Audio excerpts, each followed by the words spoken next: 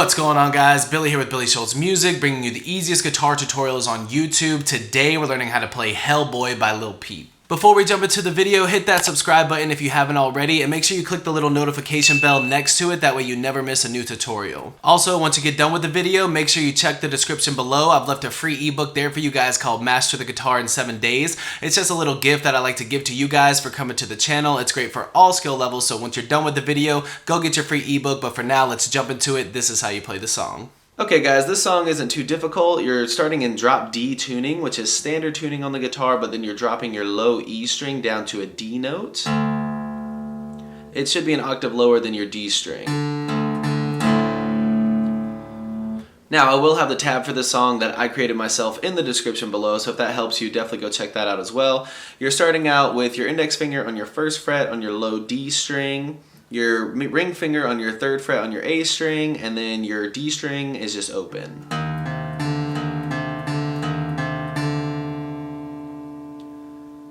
For your next chord, very simple, you're just putting your index finger on your 5th fret on your low D string.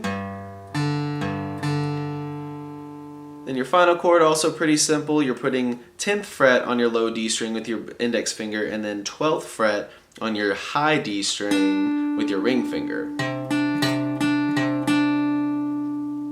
Now for the picking of this song, you could think of it in simple 1, 2, 3s, because that's all you're picking for each chord. The first one, you're picking your D string, A string, D string in that 1, 2, 3. Your next chord, you're only picking your D strings. You're picking your low D first, your high D, and then your low D again in that 1, 2, 3. So it goes 1, 2, 3. And then you're doing that same thing with that final chord. You're just picking your D strings in the 1, 2, 3 motion. 1, 2, 3. So altogether it looks like this. 1, 2, 3. 1, 2, 3. 1, 2, 3. 1, 2, 3. 1, 2, 3. 1, 2, 3.